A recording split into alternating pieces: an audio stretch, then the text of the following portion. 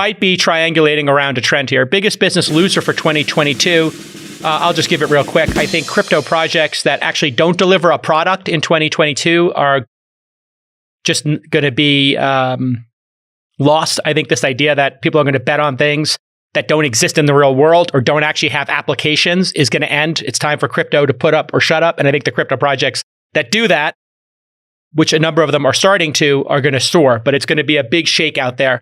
What do you got for biggest business loser in 2022, Friedberg? I agree with you, actually.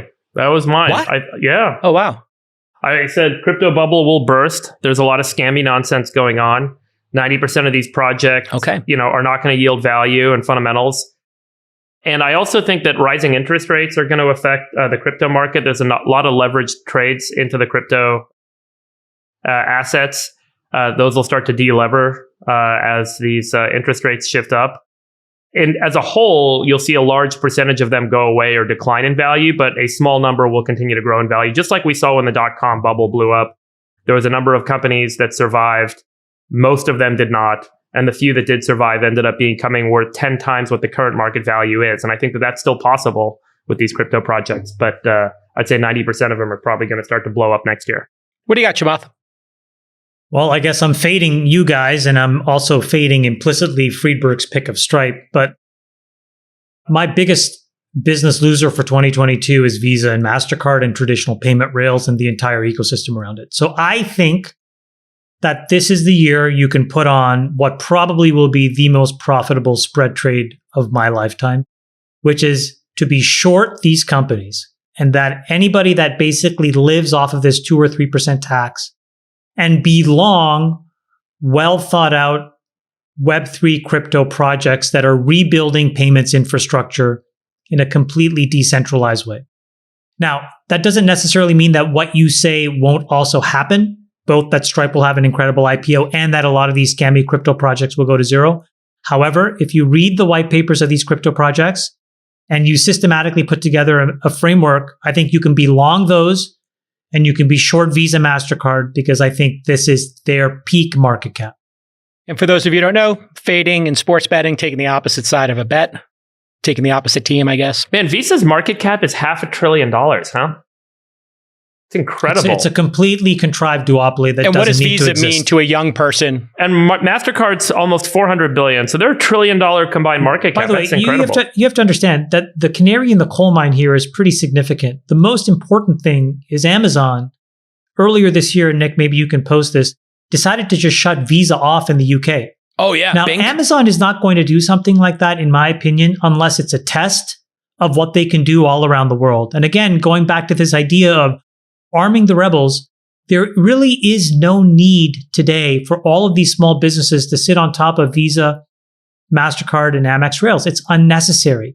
And so it'll probably get developed in the developing world first. This is why I think, focusing in markets like Nigeria, to me, are way more exciting than talking about these fading Western European countries. Who cares? Right. This is where this stuff will happen. It's not to say that those other companies can't, trundle along for a while.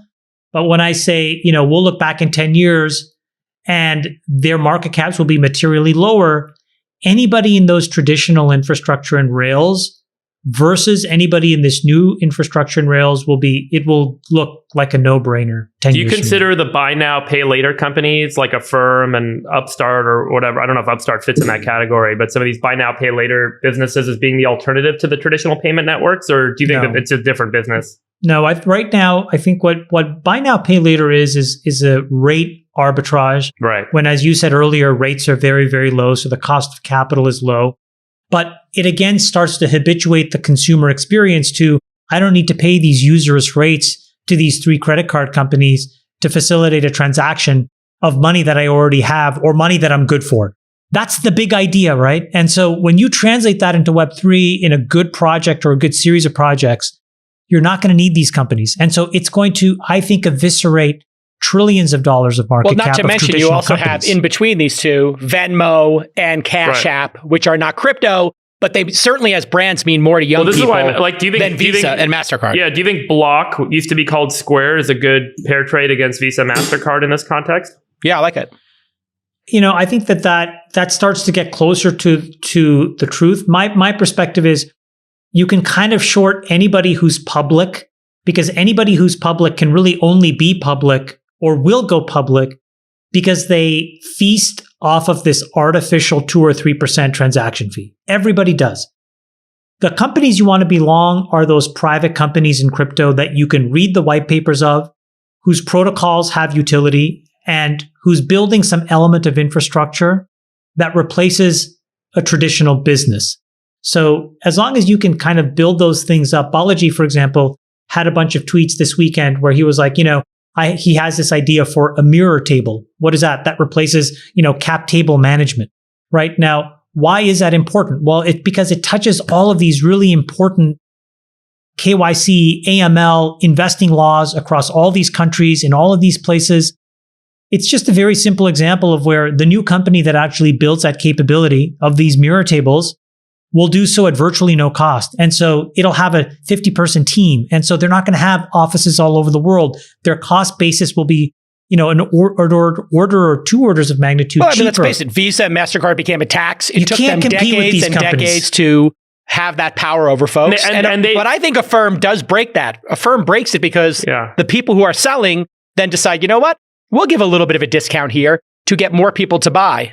Go ahead. They were the classic network effect monopoly business, right? Like they got the small businesses, they got the credit cards, and by extension, the consumers on the network. And ultimately, they created these absolutely locked in networks. But as with all networks, complacency kind of drives innovation, and this fueled innovation that we're seeing is now starting to figure out ways to not just crack their way into the network, but to replace them with an entirely different model. Last point on this. This is not one where I think this disruption happens slow. I think it happens swiftly. Swiftly being 5 to 10 years? No, like in a year. Yeah, Chamath's point is really interesting because there are several billion people globally who do not have credit and who are unbanked. And so if you think about where this is more likely to come from, it's more likely to come from an innovative model in those markets that then ultimately finds its way into the developed world versus, trying to break apart Visa and MasterCard and go get these small businesses to switch out of them and so on today. So it's a really interesting point. Okay, Sacks, what do you got? I don't know if it's biggest loser, but the thing I'm most worried about is in 2022, the Fed is going to stop quantitative easing, or so they have said. They are, I guess March will be the last month in which they do this QE. So starting in April, there won't be any of this liquidity pumped into the system. And so I think the losers are going to be any of these asset classes that are heavily dependent on or have benefited from all this excess liquidity sloshing through the system. It's true that the stock market, I think, has already priced in rate increases and an increase in the discount rate. But I don't know if markets can fully price in a reduction in liquidity. We don't know exactly what that's going to look like. And so if liquidity is reduced next year, I think that could reverberate through a bunch of markets, including, everything from sports cards, and collectibles, which have gone through the roof, to art, to crypto, to, maybe some growth stocks, and on it goes. So that's my biggest worry is what happens when the Fed stops QE. And so the biggest loser is markets because of quantitative easing. The markets that have to get off drugs, basically.